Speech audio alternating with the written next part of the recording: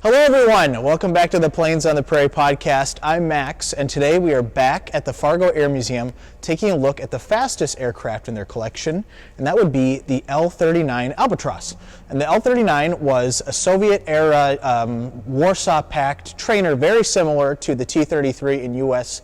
and NATO service. So we're going to be going over the history of the L-39, where it saw action in some parts of the country, and the history behind this one, even though we don't have a whole lot, but we will talk about it. So stick around and let's get started.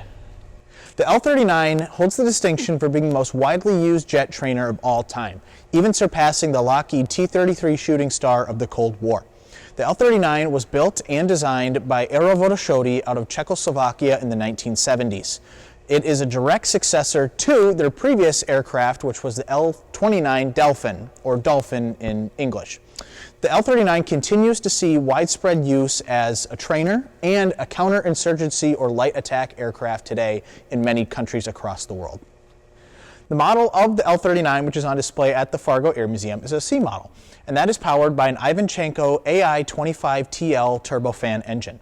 That engine was capable of producing more than 3,000 pounds of thrust and could exceed speeds of more than 600 miles per hour.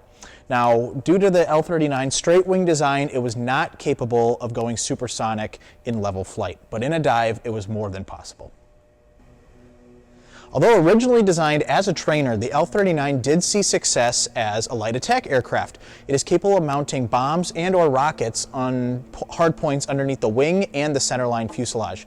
In fact, L-39s were used by the Iraqi Air Force in both 1991 and 2003 as light attack aircraft. However, there's no actual known instance of them actually fighting or seeing any combat. However, during the 2003 invasion, U.S. Navy FA-18 Hornets engaged and destroyed 3 of these L-39s on the ground at an air base in Iraq. So the specific history behind this L-39 is unfortunately relatively unknown. What we do know is that it was built in 1981 and was delivered to the Soviet Ukrainian Air Force, where it saw use as a trainer.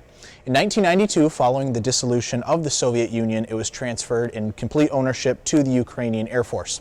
In 2004, it was sold off on the civilian market and was purchased by longtime Minnesota resident John Holes.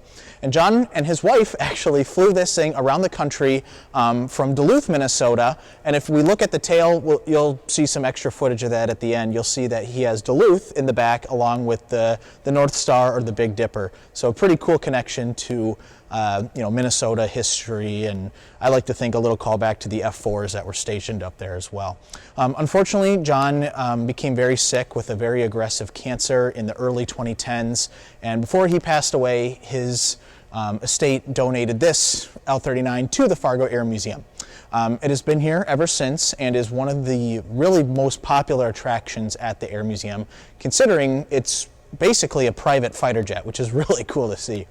But yeah, thank you guys so much for tuning into this episode. We have some really cool B-roll footage to show you, and we hope you stick around for that. But in the meantime, thank you so much, and we'll catch you in the next one. See ya.